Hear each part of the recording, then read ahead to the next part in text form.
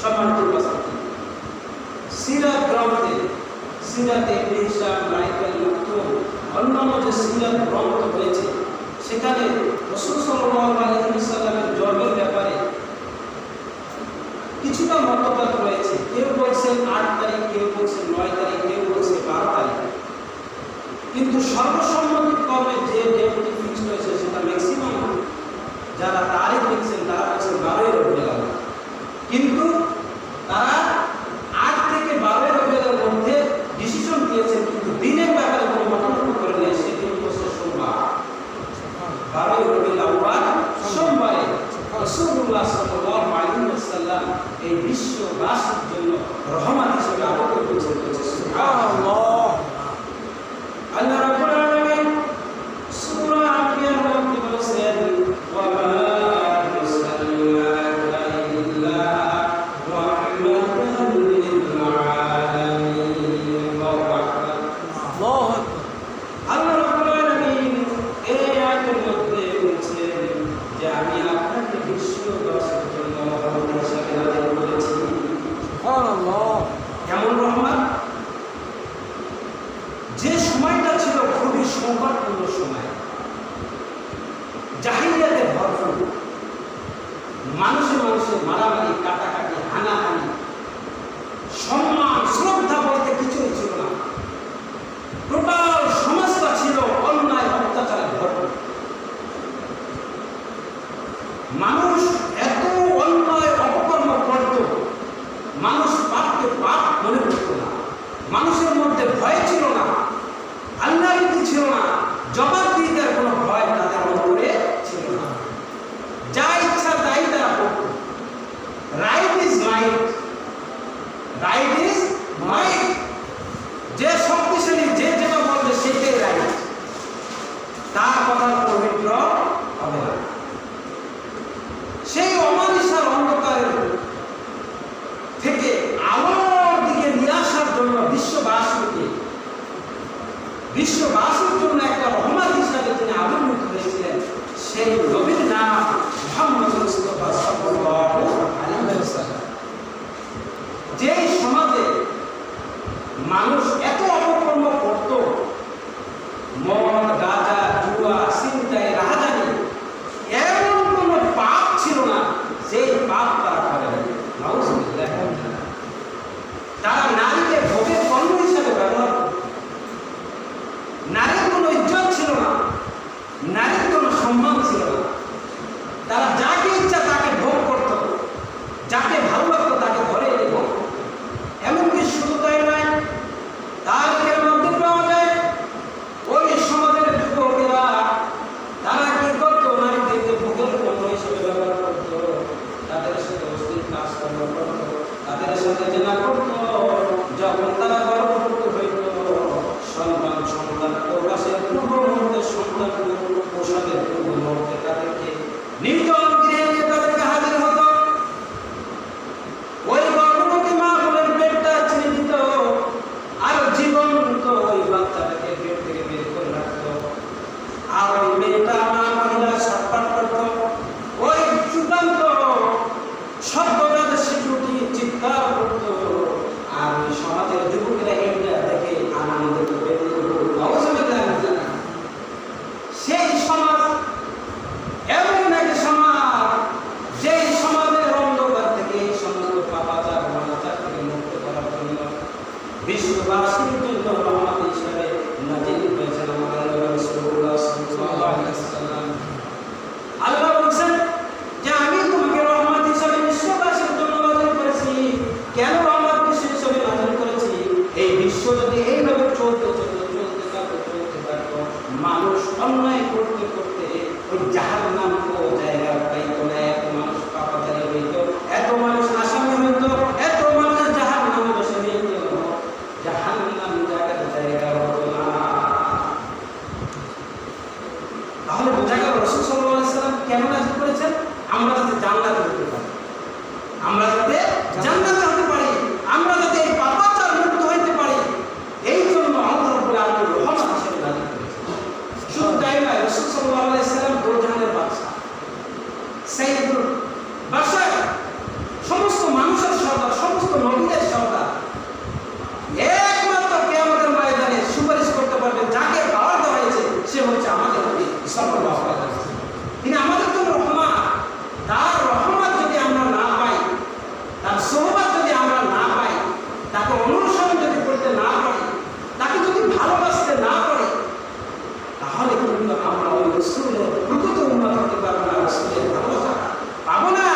রসুলের সুপারিশ আমরা পাবো না। এই সমাজটাকে আল্লাহ রাব্বুল আলামিন ওই সমাজে এত অত্যাচার চলছিল, গুনাহের কাজ করছিল, জুলুম চলছিল, আল্লাহ বলছেন যে আমি যদি তাকে নাজিল না করতাম তাহলে ভূমিকম্পের মাধ্যমে সব নিঃশেষ করে দিতাম। বলছে তাফসীর ইবনে কাসির মধ্যে বলা হয়েছে প্রস্তাব খণ্ডের বৃষ্টি আমি নাজিল করতাম। দেখেন এই যে আমাদের শিলাবৃষ্টি হয় মাঝে মাঝে, এটা কিন্তু আল্লাহর বচন। শিলাবৃষ্টিতে ফসল কি ভালো থাকে না নষ্ট হয়ে যায়? আল্লাহ মাঝে মাঝে মানুষদেরকে শিক্ষা দেওয়ার জন্য, উপলব্ধি করার জন্য, বোঝানোর জন্য, বান্দা তোরা আর পাপ করিস না, আমার দিকে ফিরে আয়, চাবিকাঠি কিন্তু আমার হাতে, পাওয়ার আমার হাতে, তোদেরকে শেষ করতে আমার 1 সেকেন্ড লাগে না। রিক্টার স্কেলে যদি বাংলাদেশের ভূমিকম্প হয় তাহলে কয়েক মিনিট বন্ধ হয়ে যাবে। ঢাকা শহর এত হিজিবিজি হিউজ পপুলেটেড, ওভার পপুলেটেড একটা শহর, যেখানে উদ্ধার করার জন্য যারা রিপ্লাই করবে তারা উদ্ধার করবে, রিস্কিউ টিম তার জায়গায় পৌঁছতে পারবে না, কোনো জায়গা নেই, সব রাস্তা চিকন ঘুরতে পারবে না। তার মানে কি ওই বিল্ডিং এর মধ্যে চাপা পড়ে চিৎকার করবে, কিন্তু বাঁচাবার কোনো লোক আল্লাহর হাতে আছে, ক্ষমতা আছে। এই জন্য আল্লাহ বলছেন যে এই যে রহমত হিসাবে আমি তোমাদেরকে নাজিল করলাম রাসূলকে, তাহলে কি করবা, তোমাদের করণীয় কি? ভাইরা হযরত ঈসা আলাইহিস সালাম দুনিয়ায় আসার পর অনেক দিন ধরে নবুয়তের দরজা বন্ধ ছিল, অনেক দিন নবী আবির্ভূত হয়নি, দরজা বন্ধ ছিল। এই সময়টাই কিন্তু সমস্ত অত্যাচার, পাপাচার, চিন্তায়, জুলুম, রাহাজানি, রাইট ইজ মাইট সব কিছু চলত ওই সময়টায়। কিছুদিন যে নবুয়তের ধারা বন্ধ ছিল ঈসা আলাইহিস সালামের পরে, এই সময়টাই কিন্তু এই জাহিলিয়াতের যুগ বলা হয়। এই সময়টাকে আলোকিত করার জন্য বিশ্ববাসীর জন্য রহমত হিসাবে নাজিল হয়েছেন কত তারিখে? 12 রবিউল আউয়াল, এবং মৃত্যুবরণ করেছেন এই 12 রবিউল আউয়াল। তাহলে রাসূল সাল্লাল্লাহু আলাইহি ওয়াসাল্লাম কি জন্মগত করেছেন, সেটাকে বলা হয় মিলাদুন নবী সাল্লাল্লাহু আলাইহি ওয়াসাল্লাম।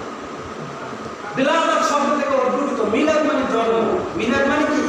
জন্ম। আমরা যে মিলাদ করি এটা কিন্তু দোয়া, বলা যাবে না মিলাদ, বলতে হবে কি দোয়ার অনুষ্ঠান আছে। আপনারা বসেন, আমাদের এক ভাইয়ের জন্য, ব্যক্তির জন্য দোয়া হয়, বলতে হবে কি দোয়া। কিন্তু অনেকে বলছে মিলাদ আছে, কিন্তু এই কথাটা ঠিক নয়।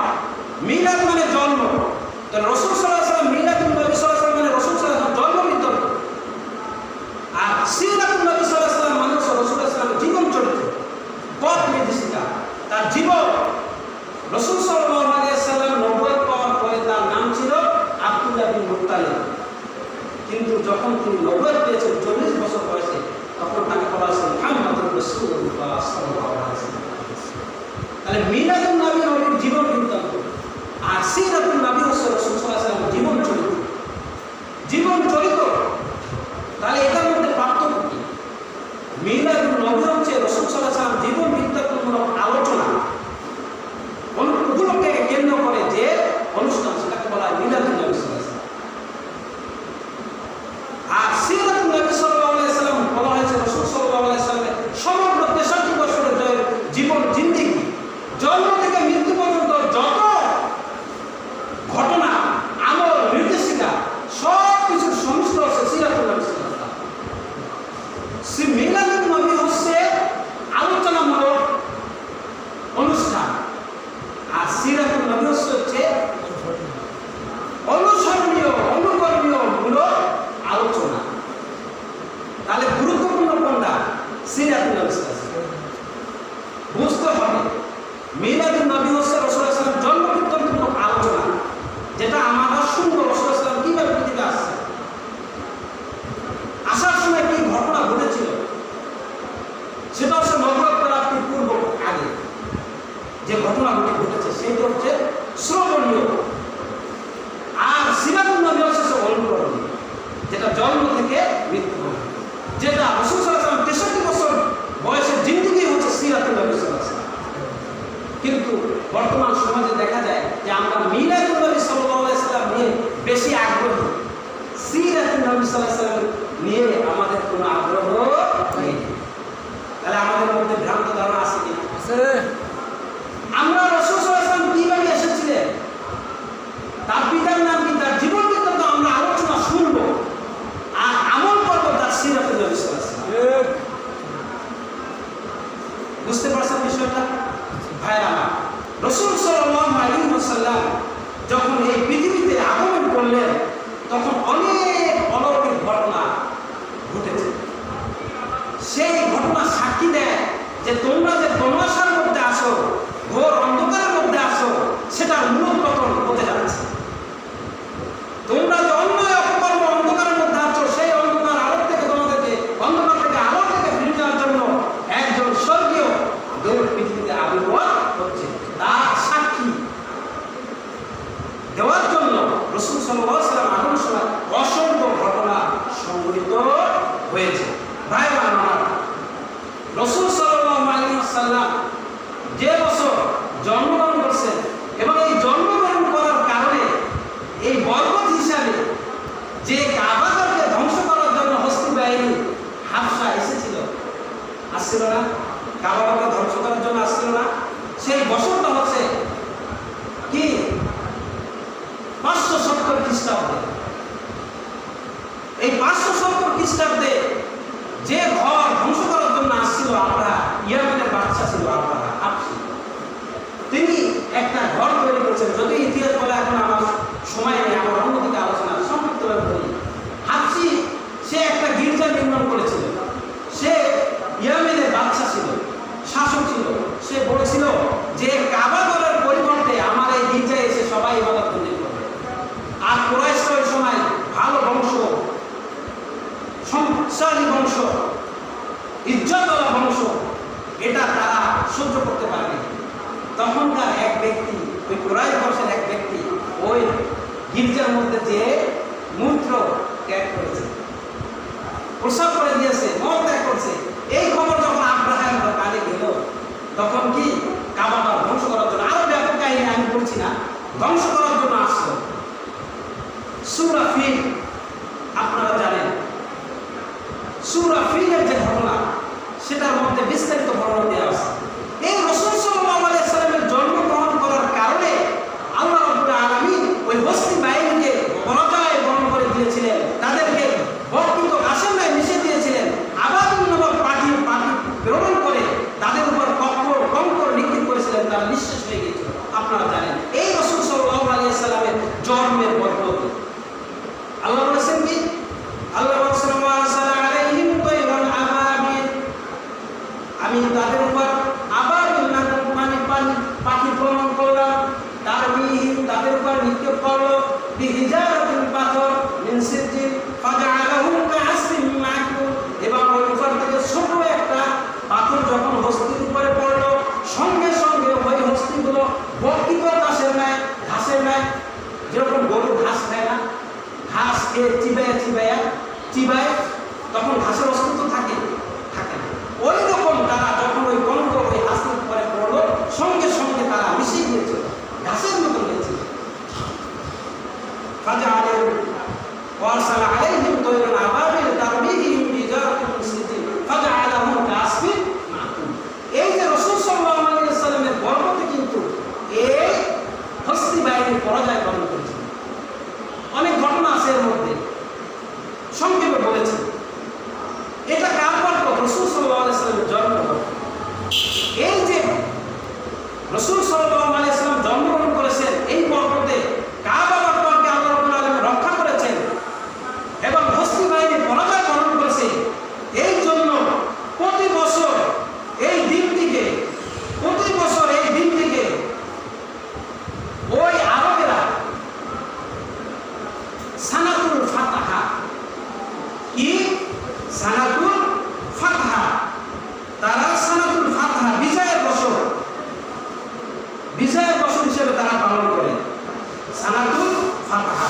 যেহেতু এই দিনে রাসূল সাল্লাল্লাহু আলাইহি ওয়াসাল্লামের আগমন ঘটার কারণে হস্তি বাহিনী পরাজয় বরণ করেছিল এবং সেই সুসংবাদ এবং আনন্দের কারণে তারা এই বছরটাকে সানাতুল ফাতহা, বিজয়ের বছর, আনন্দের বছর হিসাবে তারা পালন করে। শুধু তাই নয়, রাসূল সাল্লাল্লাহু আলাইহি ওয়াসাল্লাম যখন জন্মগ্রহণ করলেন, মা আমেনা পেটে আসলেন, তিনি যখন পৃথিবীতে আসবেন তখন হাদিস শরীফের মধ্যে সিরাতের মধ্যে পাওয়া যায় হযরত ওসমান ইবনে আবুল আস রাদিয়াল্লাহু তাআলার মা হযরত ফাতিমা বিনতে আব্দুল্লাহ রাদিয়াল্লাহু তাআলা বলেন যে আমি সেদিন তার ঘরে ছিলাম, হঠাৎ দেখলাম যে আমার ঘরখানা আলোকিত হয়ে গেল। সুবহানাল্লাহ, সমস্ত ঘর আলোকিত হয়ে গেছে। হঠাৎ আকাশের তারকারাজি সব ঝুঁকে পড়েছে, মনে হয় তার ঘরের দিকে নুয়ে পড়ছে। নক্ষত্র সমূহ সব খসে যাওয়ার মতো অবস্থা। এর দ্বারা কি বার্তা দেয়? এর দ্বারা বার্তা দিচ্ছে যে জুলুমের, অত্যাচারের, অনাচারের, পাপের মূলোৎপাট করার জন্য রাসূল সাল্লাল্লাহু আলাইহি ওয়াসাল্লাম পৃথিবীতে আগমন। সম্মানিত উপস্থিতি, শুধু তাই নয়, আমরা জানি মুহাম্মদ রাসূলুল্লাহ সাল্লাল্লাহু আলাইহি ওয়াসাল্লামের জন্মক্ষণে একদিকে পৃথিবীর মুদ্রশালায় সূর্যোদয় আগমন করেছিল। আমরা জানি পারস্যের সম্রাট কিসরা, সে ছিল অগ্নিপূষক। কি ছিল? অগ্নিপূষক।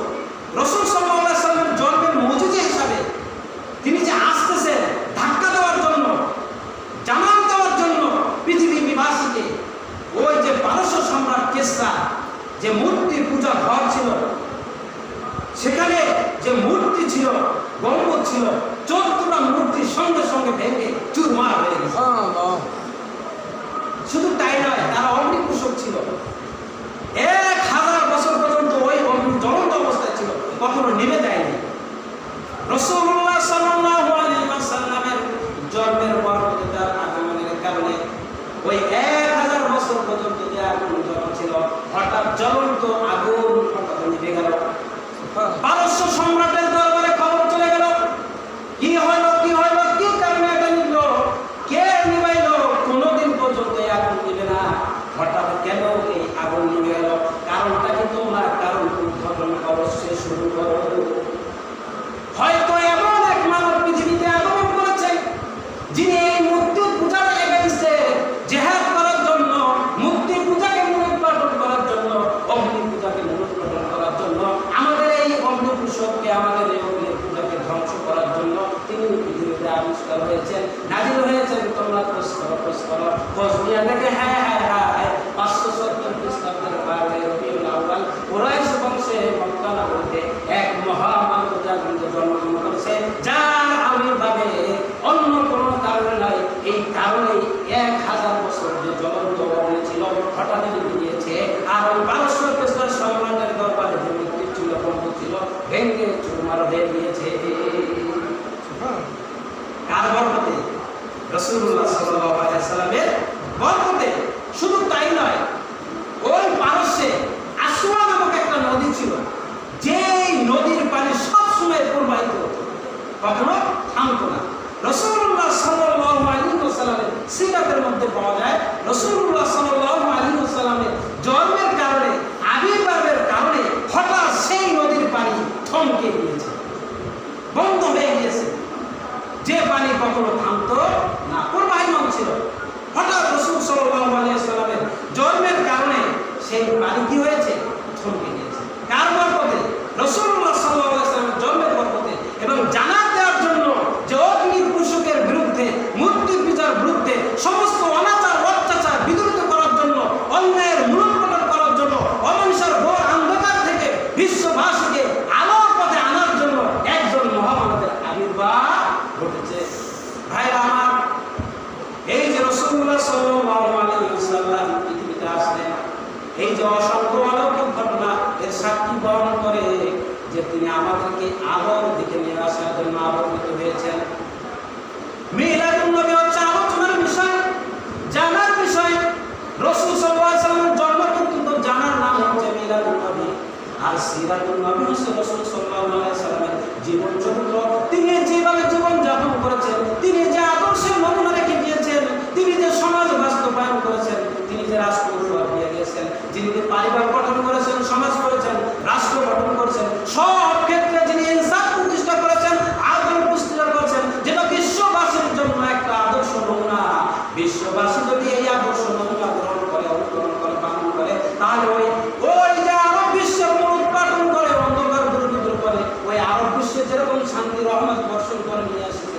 এই পৃথিবীতেও যদি আমরা রাসূলের অনুকরণ করে চলতে পারি, মানতে পারি, সমস্ত জায়গায় রাসূলের আদর্শ বাস্তবায়ন করতে পারি, তাহলে ওই মক্কার জীবনে, মদিনার জীবনে রাসূল সাল্লাল্লাহু আলাইহি ওয়াসাল্লাম যে ইসলামকে স্থাপন করেছিলেন সেটাও পৃথিবীতে গঠন করা সম্ভব কিনা?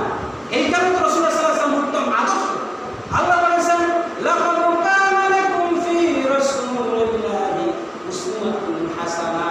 বিশ্বর রাসূল সাল্লাল্লাহু আলাইহি ওয়াসাল্লাম তোমাদের জন্য রয়েছে উত্তম আদর্শ। রাসূল সাল্লাল্লাহু আলাইহি ওয়াসাল্লামের জীবনের মধ্যে রয়েছে তোমাদের উত্তম আদর্শ। তোমরা যদি কোনো আদর্শ গ্রহণ করতে চাও, তোমরা যদি কাউকে ফলো করতে চাও, তোমরা যদি কাউকে অনুসরণ করতে চাও, আমার রাসূলকে অনুসরণ করো। আর আমার রাসূলকে যদি আদর্শ করে গ্রহণ করতে পারো, তাহলে দুনিয়ায় তোমরা মুক্তি পাবে, আখিরাতে মুক্তি পাবে। তাহলে আদর্শটা কি? কি আদর্শ রেখে দিয়েছে? এই মিলাদুন নবী উপলক্ষে আমরা শুধু হ্যাঁ রাসূল তোমাকে ভালোবাসি, হে রাসূল তোমাকে ভালোবাসি, এই রকমের বুকের উপর বুক থাকবেন, তাহলে কি রাসূলকে ভালোবাসা হবে? এটার নাম কি রাসূলকে ভালোবাসা? মিলাদুন নবী আসে, ঈদ মিলাদুন নবী আসে, 12 রবিউল আউয়াল যখন আসে সবার মধ্যে একটা কেমন করে ইস্তি ওঠে। আর যখন 12 রবিউল আউয়াল চলে যায় তখন কোনো আদর্শ নমুনা। রাসূল সাল্লাল্লাহু আলাইহি ওয়াসাল্লামকে যদি ভালোবাসতে হয়, তাকে আদর্শ হিসেবে গ্রহণ করতে হয়, রাসূলকে অনুসরণ করতে হবে। রাসূল রোজা রাখছেন, রাসূল প্রতি সোমবার রোজা রাখছেন, রাসূল সাল্লাল্লাহু আলাইহি ওয়াসাল্লাম ইনসান ব্যক্তি সমাজ কায়েম করেছেন। রাসূল সাল্লাল্লাহু আলাইহি ওয়াসাল্লাম জীবনে কখনো তাহাজ্জুদ নামাজ ছাড়ে নাই, রাসূল সাল্লাল্লাহু আলাইহি ওয়াসাল্লাম কখনো কোনো নামাজ ছাড়ে নাই। রাসূল সাল্লাল্লাহু আলাইহি ওয়াসাল্লাম আল্লাহর হুকুম অনুযায়ী চলার চেষ্টা করেছেন। এর পক্ষান্তরে যদি আমরা আল্লাহকে ভালোবাসতে চাই, রাসূলকে অনুসরণ করতে চাই, তাহলে রাসূলের এই অনুসরণ আমাদেরকে করতে হবে। নাকি ওই একদিন শুধু স্লোগান দিলে হবে রাসূল তোমায় ভালোবাসি, ইয়া নবী সালাম আলাইকা। আমাদের সমাজে এরকম হচ্ছে, যখন রবিউল আউয়াল আসে, মিলাদ হয়, মিষ্টি বিতরণ হয়, রাস্তায় রাস্তায় স্লোগান হয় কিনা? রাসূল তোমাকে ভালোবাসি, জুলুস এস, কিন্তু 12 রবিউল আউয়াল এস বুঝাবে দেবেন তুমি আশিক রাসূল, তখনই বোঝা যাবে এই রবিউল আউয়াল, 12 রবিউল আউয়াল যখন আসবে, তুমি রাসূলের মহব্বতে ভালোবাসা এসকে আশিক হইয়া, রাসূলের ভালোবাসায় মহব্বতে রাসূলের মহব্বতে তুমি এসকে পেয়ে আশিক হয়ে তুমি রাস্তায় যেরকম তুমি স্লোগান দেবা, তোমার পরিবারের রাসূলের আদর্শ বাস্তবায়ন করতে হবে, তোমার সমাজের রাসূলের আদর্শ বাস্তবায়ন করতে হবে, রাষ্ট্রের রাসূলের আদর্শ বাস্তবায়ন করতে হবে, তোমার পরিবার, তোমার ছেলে, তোমার মেয়ে, সব ক্ষেত্রে তোমার রাসূলের আদর্শ যদি বাস্তবায়ন করতে পারো, এটার নাম হচ্ছে রাসূলকে ভালোবাসা, রাসূলের আদর্শ বাস্তবায়ন করা।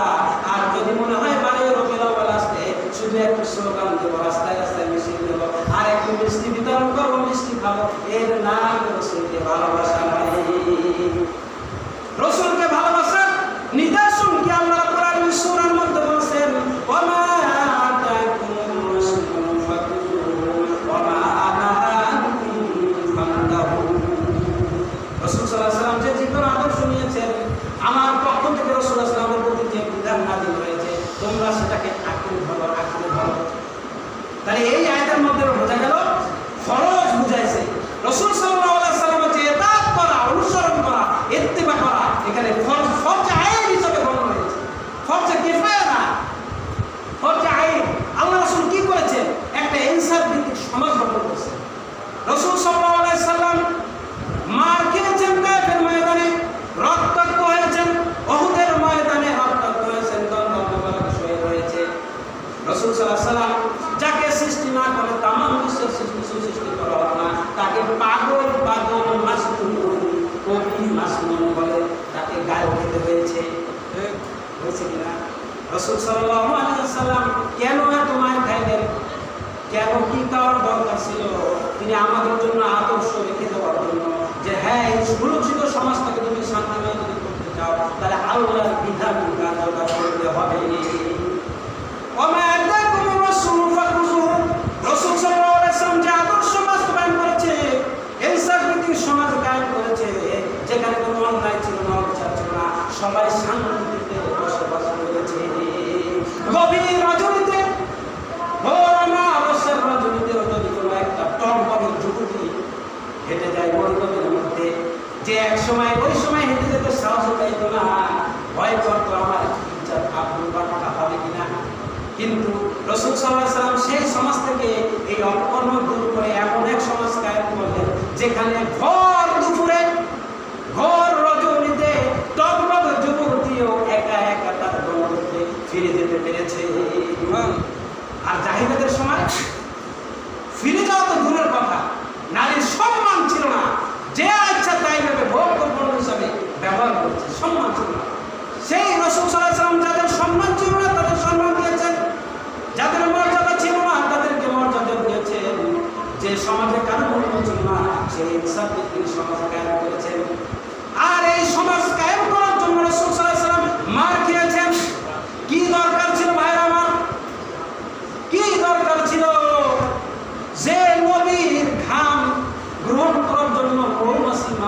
পর্যন্ত পাল্লা দিত।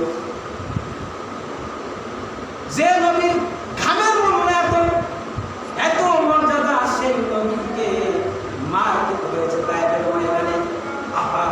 তায়েফের ময়দানে পাগল বলে তাকে বঙ্কর নিক্ষেপ করেছে, পাথর চাপা দেওয়া হয়েছে। তার মাথায় যখন পাথর আঘাত লেগেছে, ওই রক্ত প্রবাহিত হয়ে যখন পায়ের নিচে গিয়েছে, ওই রক্ত জমাট বেঁধে ওই পায়ের যে মোজা ছিল চামড়ার সমস্ত মোজা আটকে গিয়েছে, বলতে পারেনি। কি দরকার ছিল, কেন দরকার ছিল, কেন কিন্তু কেন এত তিনি জুলুম সহ্য করেছেন? তিনি একটা সুন্দর সমাজ উপহার দেওয়ার জন্য, যেখানে সবাই শান্তিতে ঘুমাবে, শান্তিতে বসবাস করবে, বৈষম্যহীন একটা সমাজ উপহার দেওয়ার জন্য এত বড় ত্যাগ স্বীকার করেছে। তাকে কি জান্নাতে যাওয়ার জন্য কি সংগ্রাম করতে হবে, আমল করতে করা দরকার ছিল? তিনি তো মাসুম। আল্লাহ রাব্বুল আলামিন তার পূর্বের এবং পরে সমস্ত গুনাহ মাফ করে দিয়েছেন। সুবহানাল্লাহ। তাহলে কেন তিনি এত মার খেলেন? আপনি যে বলেন আমি রাসূলকে ভালোবাসি, শুধু একদিনে? রাসূলকে ভালোবাসা মানে সর্বক্ষেত্রে আল্লাহ রাসূলের আদর্শ বাস্তবায়ন করা। কি করা? আপনার ব্যবসায়, আপনার বাণিজ্যে, আপনার চাকরিতে, আপনার পরিবারে, আপনার সমাজে, আপনার ছেলেমেয়েদের মধ্যে, সর্বোপরি আপনার জন্ম থেকে মৃত্যু পর্যন্ত প্রতিটি ক্ষেত্রে রাসূলের পতঙ্গ অনুসরণ করে আপনার জীবন পরিচালনা করতে হবে। আর যদি আপনি করতে পারেন, তায়েফের ময়দানে যে রক্ত ঝরিয়েছেন রাসূল সাল্লাল্লাহু আলাইহি ওয়াসাল্লাম, যে অত্যাচার নির্যাতন সহ্য করেছেন, সেটা পরিবর্তে তিনি কষ্ট না পাই আনন্দ পাবেন। কিভাবে আনন্দ পাবেন? আর আমরা যদি আল্লাহ রাসূলের এই ইত্তেবা করতে না পারি, আদর্শ আমাদের সমাজে বাস্তবায়ন করতে না পারি, তাহলে কিন্তু রাসূল সাল্লাল্লাহু আলাইহি সাল্লামের অভিযোগ আমাদের বিরুদ্ধে থাকবে। আল্লাহ বলবেন, আল্লাহ রাসূল সাল্লাল্লাহু আলাইহি সাল্লাম বলেন, কোরআন মধ্যে এসেছে, আমাদের বিরুদ্ধে মামলা দায়ের করবেন যে আমি তাদেরকে সুন্দর একটা সমাজ উপহার দেওয়ার জন্য মিলেমিশে থাকবে, কোনো হানানি থাকবে না, সরকার বিবাদ থাকবে না, সবাই শান্তিতে নিরাপদে ঘুমাবে, এরকম একটা সমাজ উপহার দেওয়ার জন্য, ইনসাফ ব্যক্তির সমাজ উপহার জন্য আমি রক্ত ঝরিয়েছি। কি দরকার ছিল আমার আল্লাহ রাসূলের? আমি তো মসজিদে বসে ইবাদত বন্দী করতে পারতাম। কি করতে পারতাম? মসজিদে বসে আল্লাহ করতে পারতাম। দরকার কি ছিল? আমি তো 5 ওয়াক্ত নামাজ পড়তাম আর তাসবিহ দিতাম। আমার মায়ের খাওয়ার কি দরকার ছিল? কিন্তু আমি মায়ের খাইছি এই কারণে, ন্যায় এবং অন্যায়কে বিদ্যুৎ করে ন্যায়কে ইনসাফকে প্রতিষ্ঠিত করার জন্য। রাসূল সাল্লাল্লাহু আলাইহি ওয়াসাল্লাম উত্তম নিদর্শন আদর্শ সমাজে মদিনার জীবনে বাস্তবায়ন করে দেখিয়ে দিয়েছেন না? 40 বছর বয়সে তিনি নবুয়ত পেয়ে দিলেন। এরপর 23 বছর তিনি হায়াত পেয়েছেন। মক্কায় 10 বছর, মদিনায় 13 বছর। যে মক্কা এবং মদিনায় যে ইনসাফ ভিত্তিক সমাজ তিনি দেখিয়ে গিয়েছিলেন, সেটা বিশ্ববাসীর জন্য একটা আদর্শ এবং সেই রাসূলের আদর্শ বাস্তবায়ন এবং ইনসাফ ভিত্তিক যে সমাজ রাষ্ট্র গঠন করছেন, সেটা যদি আমরাও আমাদের জীবনে, পরিবারে, সব জায়গায় প্রতিষ্ঠা করি, তাহলে দেখবেন শান্তিতে ভরপুর হয়ে যাবে। আর আমরা যদি এই রাসূলের আদর্শকে বাস্তবায়ন না করি, আমাদের নিজেদের মন করা অনুযায়ী চলি, তাহলে কিন্তু শান্তি দুনিয়া হবে না, আখিরাতেও। কাল কিয়ামতের ময়দানে আল্লাহ রাসূল আমাদের বিরুদ্ধে সাক্ষী দিবেন যে আমি কেন এত মার খেয়েছিলাম, কাদের জন্য? যার জন্য আমি মার খেয়েছি তারাই আমার আদর্শ বাস্তবায়ন করে। মামলা হবে, মামলা হবে। وقال الرسول يا قوم اتخذوا القرآن هذا مهجورا وقال الرسول يا قوم اتخذوا وقال الرسول আল্লাহ রাসূল বলবেন যে হে আল্লাহ, এই সম্প্রদায়কে মুক্তি দেওয়ার জন্য আমি যে একটা কোরআন তুমি পাঠিয়েছিলে, আর এই কোরআনের সমাজ প্রতিষ্ঠা করার জন্য, বিধান কার্য করার জন্য, এই সমাজটাকে আলোকিত করার জন্য যে তুমি নূর দিয়েছিলে, আমি নূর হিসাবে আবর্তিত হয়েছিলাম, সেই নূরকে তারা গ্রহণ করে, বরং এই নূরের বিরোধিতা করেছে। সুতরাং এদের বিরুদ্ধে আমার মামলা। রাসূল সাল্লাল্লাহু আলাইহি ওয়াসাল্লাম তাহলে পালাবার কোনো জায়গা নেই। ভাইরা আমার, তাহলে রাসূলকে ভালোবাসতে হবে কাজের মাধ্যমে, কর্মের মাধ্যমে। যে সমাজ কায়েম করেছিলেন রাসূল সাল্লাল্লাহু আলাইহি ওয়াসাল্লাম, যখন মক্কা থেকে মদিনায় হিজরত করার পরে মক্কা বিজয় করলেন, হিজরত করলেন, মক্কা এবং মদিনা রাসূল সাল্লাল্লাহু আলাইহি ওয়াসাল্লামের পরগত হলো, তখন এক যুবতী ভোর দুপুরে মরুভূমির মধ্যে হেঁটে চলছে। হঠাৎ এক যুবক তার দিকে ধেয়ে আসছে। ওই যুবক তো ভয় পেয়ে শেষ, হায় হায়, কেউ নেই, দুরু মরুভূমি, আজকে আমার সংগ্রাম আমি কিভাবে রক্ষা করব? ওই যুবতী যতই আগে আসতেছে, যুবক তত আগে আসতেছে, যতই যুবক আগে আসতেছে আর মহিলা যতই আগে আসতেছে, মহিলার মধ্যে প্রাণহানি শুরু হয়ে গেছে, ভূমিকম্প শুরু হয়ে গেছে। হায় হায় হায়, কি হবে কি হবে, আজকে আমি আমার ইজ্জতের সম্মান কিভাবে রক্ষা করব?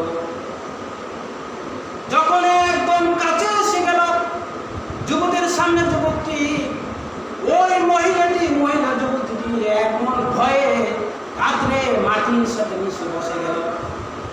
সঙ্গে সঙ্গে যুবক বুঝতে পারলো যে আমার ভয়ে হয়তো সে মনে করছে আমি তার ক্ষতি করব। যুবক সমস্যায় বলল, ও তুমি হয়তো ভুল বুঝেছ, তুমি ওঠো ওঠো, এই সমাজ এবং এমন একটি সমাজ গঠন করার জন্য আমরা সংগ্রাম করেছি, যুদ্ধ করেছি, যেই সমাজে যুবতীর মর্যাদা থাকবে, যেই সমাজে অন্যায়ভাবে কোনো যুবক কোনো যুবকের দিকে তাকানোর সাহস পাবে না। তুমি ভয় পেও না, ভয় পেও না, তুমি ওঠো ওঠো, তোমার ইজ্জত এবং সংগ্রাম রক্ষা করার জন্য, তোমাকে সাহায্য জোগানোর জন্য, তোমার পাহারার জন্য আমি তোমার কাছে ছুটে এসেছি। মা তুমি বলো, তুমি বলো কোথায় যাবে তোমার গন্তব্যে, আমি পৌঁছে দিয়ে যাব।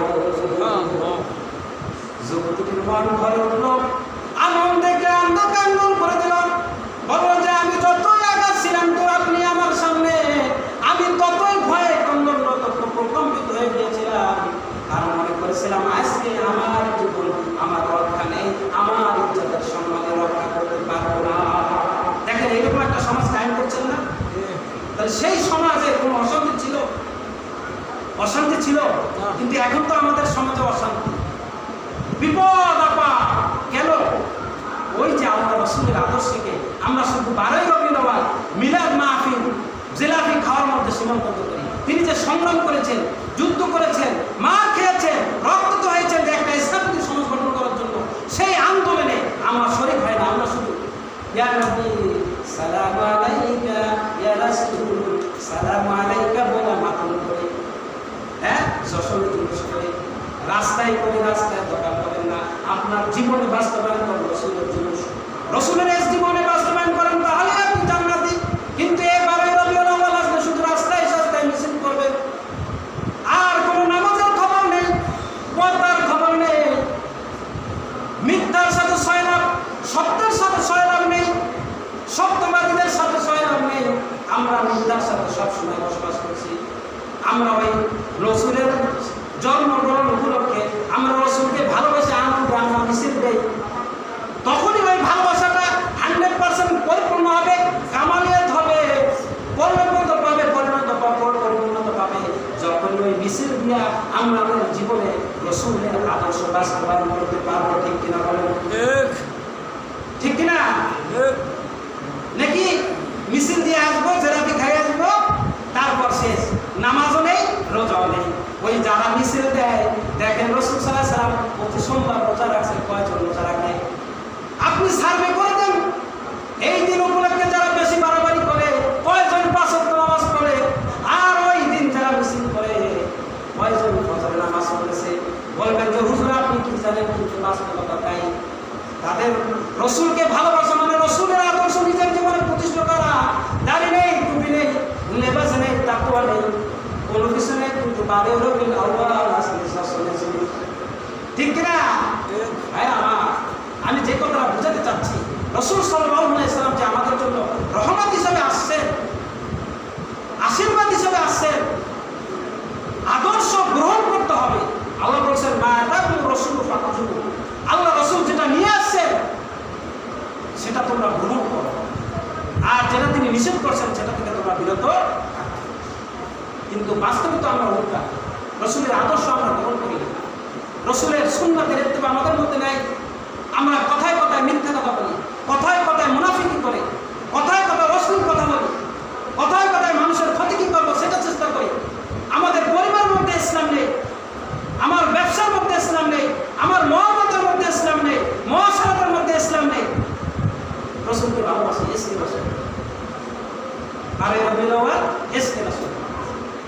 দুধ যখন বিক্রি করি ভেজাল দিই, মাপে কম দেই, ব্যবসায় দেখা যায় 1 টাকা 10 টাকা রাখি, ভাড়ায় 1 টাকা 10 টাকা রাখি, আছে না নাই?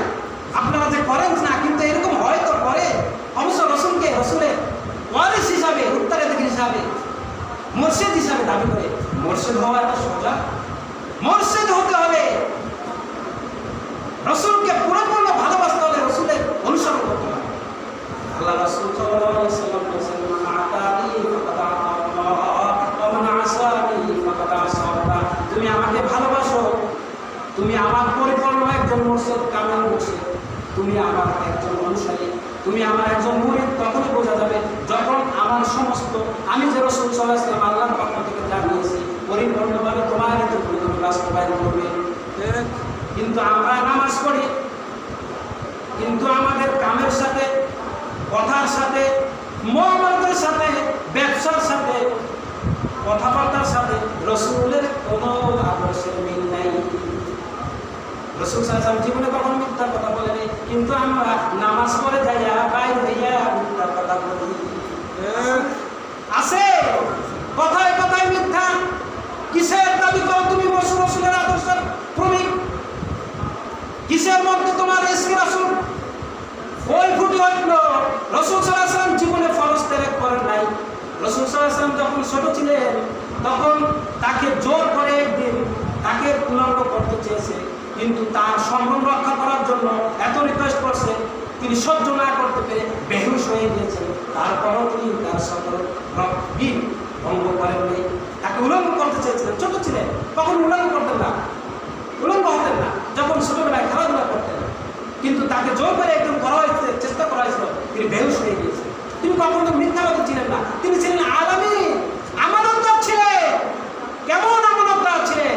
যখন তিনি হিজরত করছিলেন, হযরত আলী রাদিয়াল্লাহু তাআলা বলেছেন, আলী, আমার কাছে কিছু সম্পদ এসেছে, কাফেররা আমার কাছে মুসলিমের কিছু সম্পদ তুলে এসেছে, ও মুহাম্মদ কাফের, তুমি এখানে শুয়ে থাকবে, 3 দিন পর তুমি এই সম্পদ ফিরিয়ে দেবে।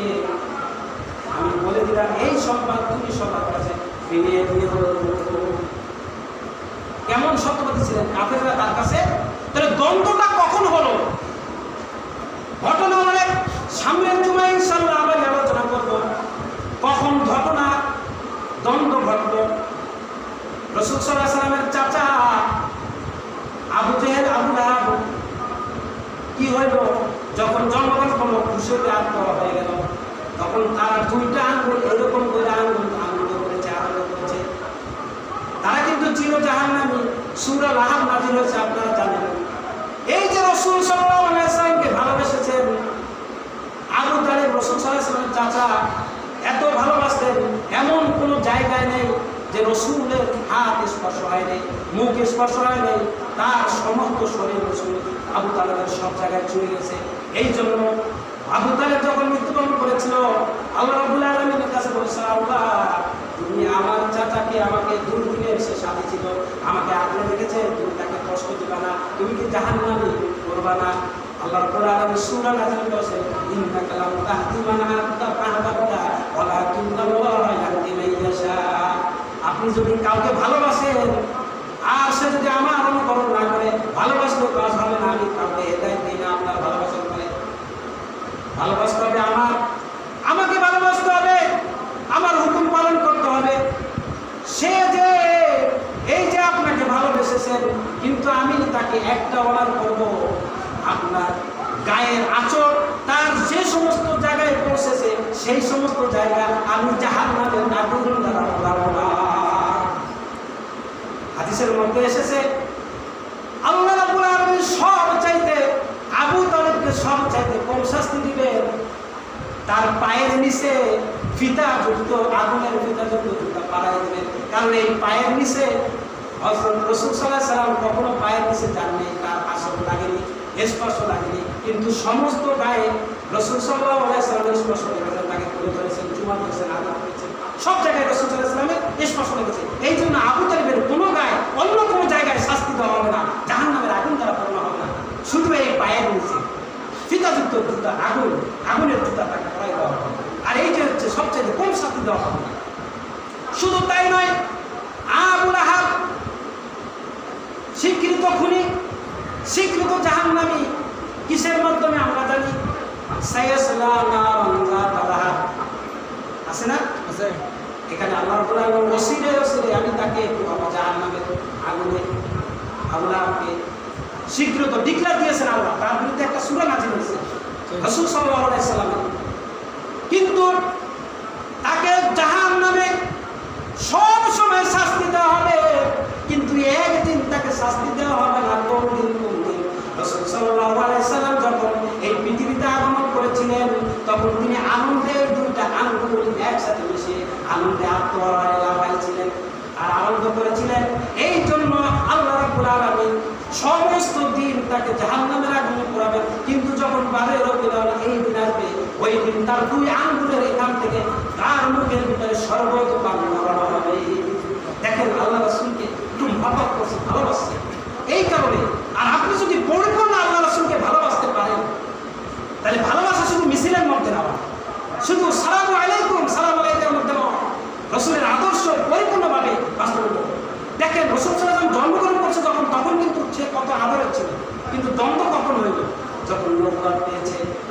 যখন নবুয়ত পেয়েছে তখন তার সাহাবাদেরকে যখন দাওয়াত দিয়েছে যে তোমরা এই মূর্তির পূজা করো, তোমরা মানুষের মধ্যে আসো, অন্ধকারের মধ্যে আসো, এখান থেকে তোমরা ফিরে আসো, তোমরা জাহান্নামে লাগবে হবে। আমি চাই না, আমি ভাতিজা হিসাবে আমার যাদেরকে চাই না তারা জাহান্নামী হোক, তোমরা আসো, এই সব দিকে আসো। কখন তার অত্যাচার বিরোধিতা শুরু করলো? আগে কিন্তু কখনো মাইক ছিল না, ফেসবুক ছিল না, মিডিয়া ছিল না। ওই পাহাড়ের উপরে কি করা হতো? একটা লাল বিছানার কাপড় টানিয়ে দিয়ে হতো। ওইটা যখন টানাই দিত, সকলে মনে করতো নিশ্চয়ই কোনো কারণ ঘটেছে, এইখানে কোনো অ্যাসেম্বলি হবে, কোনো সমস্যা হবে, কোনো ডিক্লেয়ার করা হবে, কোনো কিছু ঘোষণা করা হবে। রাসূল সাল্লাল্লাহু আলাইহি সাল্লাম ওই পাহাড়ের পাদদেশে ওই লাল পতাকা যখন টানিয়ে দিলেন, সমস্ত মানুষ যখন হাজির হইল, তখন রাসূল সাল্লাল্লাহু আলাইহি সাল্লাম ঘোষণা করলেন যে এতদিন তোমরা আমাকে আলাম হিসাবে মানো। বলে হ্যাঁ মানি। তোমরা যদি আমাকে আলম হিসাবে মানো, সত্যবাদী হিসাবে মানো, তাহলে আজকে আমি তোমাদের একটা ঘোষণা দিচ্ছি। তোমরা এতদিন যে মূর্তি পূজা করতো, বলো তোমরা এটা হচ্ছে সম্পূর্ণ শিরক। এই মূর্তি পূজা থেকে তোমরা আল্লাহ রাব্বুল আলামিনের ইবাদত করতে হবে, একমাত্র আল্লাহ ছাড়া কারো প্রতি মাথা সিজদা নত করা যাবে না। যখন এই দাওয়াতের শুরু করে, তখনই কনফ্লিক্ট শুরু হয়ে গেছে। চাচা ভাতিজা খুব মিল, যখন সত্য কথা কয় তখনই মিল।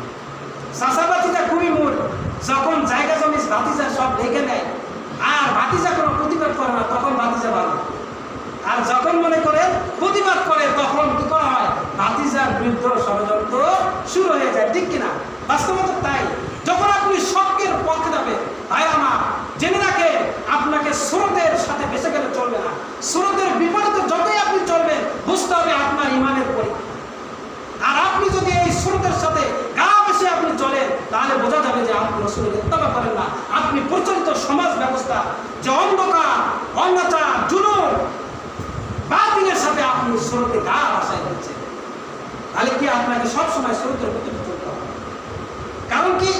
সত্য যদি মানতে হয়, সত্য যদি পালন করতে হয়, রাসূলকে যদি ভালোবাসতে হয়, আল্লাহকে যদি ভালোবাসতে হয়, তার হুকুম মানতে হয়, তাহলে কিন্তু একটু স্যাক্রিফাইস করতে হবে। কি করতে হবে? স্যাক্রিফাইস করতে হবে। আর যদি যারা করে এগুলো, তাদের সাথে যদি আপনি ভেসে যান, তাহলে আপনি তাদের সঙ্গী হবেন। কাল কিয়ামতের ময়দানে নেতারা বলবে, তোদেরকে কি আমরা বলছিলাম আমাদের অনুসরণ করতে? নেতারা কবে ধমক দেবে, তখন বলবে কি মনে নেই তোমরা যে আমাদেরকে ডাকছিলা, আমরা শিক্ষিত ছিলাম না, তোমরা শিক্ষিত ছিলাম, তোমাদের কথাই আমরা বুঝে আমরা কি ইন্সপায়ার্ড হয়ে আমরা তোমাদের সাথে গা ভাসা দিচ্ছি, এখন অস্বীকার করো। তখন দুজনের মধ্যে নেতা এবং কি কর্মীদের মধ্যে দ্বন্দ্ব শুরু হয়ে যাবে, বাদ বিতর্ক শুরু হয়ে যাবে, কিন্তু পার পাবে না। ওই নেতাও যাবে, কর্মীও জাহান্নামে যাবে। সুতরাং ভাই আমার, যদি একমাত্র রাসূলকে আদর্শ হিসাবে গ্রহণ করতে পারেন আর বাস্তবায়ন করতে পারেন রাসূলের আদর্শ, রাসূলকে ভালোবাসা মানে হচ্ছে রাসূলের ইত্তেবা করা, অনুসরণ করা। সমাজে, রাষ্ট্রে, পরিবারে, নিজের মধ্যে রাসূলের সব কিছু ফুটিয়ে তোলা। রাসূল মিথ্যা কথা বলে নেই, সত্য কথা বলেছে, আমানত ছিলেন, মাপের কম দেন নেই, ব্যবসায়ী ঠকান নেই, পরকে ঠকান নেই, জুলুম করেন নেই, কষ্ট দেন নেই, মুআমালা সমাজে সবার সাথে সুন্দরভাবে একটা জীবনযাপন করছেন, ইনসাফভিত্তিক সমাজ কায়েম করছেন। যে মদিনা রাষ্ট্রনায়ক ছিলেন, সকল রাষ্ট্রনায়ক ছিলেন, তিনি একাধারে নবী ছিলেন, রসুল ছিলেন, সকল রাষ্ট্রনায়ক ছিলেন। তিনি রাষ্ট্রনায়ক হিসেবে দেখিয়ে দিয়েছেন যে না, আল্লাহ এবং তার রাসূলের দেখানো পথ অনুযায়ী তোমরা যদি সমাজ পরিচালনা করো, রাষ্ট্র পরিচালনা করো, তাহলে সেই সমাজ শান্তিময় হয়ে যাবে, পুরুষমুক্ত হয়ে যাবে। সেই সমাজে সবাই বৈষম্য মধ্যে কেউ থাকবে না, বৈষম্যহীন একটা সমাজ তৈরি হবে ইনশাআল্লাহ। ইনশাআল্লাহ আমরা রসুলকে যদি ভালোবাসতে চাই, রসুলের অনুসরণ করতে হবে, এই তাহলেই আমরা মুক্তি পাবো। আসুন আমরা রসুলকে প্রকৃত আমাদের জীবনে, আমাদের দিলে, আমাদের মনে, আমাদের চরিত্রে রসুলের আদর্শ ফুটিয়ে তুলি। রসুলের একজন মৃত্যু সৈনিক হিসাবে যদি দাবি করতে চান, তাহলে পরিবর্তন রসুলের যে আদর্শ তিনি যা করেছেন সেই অনুযায়ী আপনার জীবন পরিচালনা করতে হবে। আল্লাহ রাব্বুল আলামিন আমাদেরকে আজকের এই সংক্ষিপ্ত আলোচনা থেকে আমল করার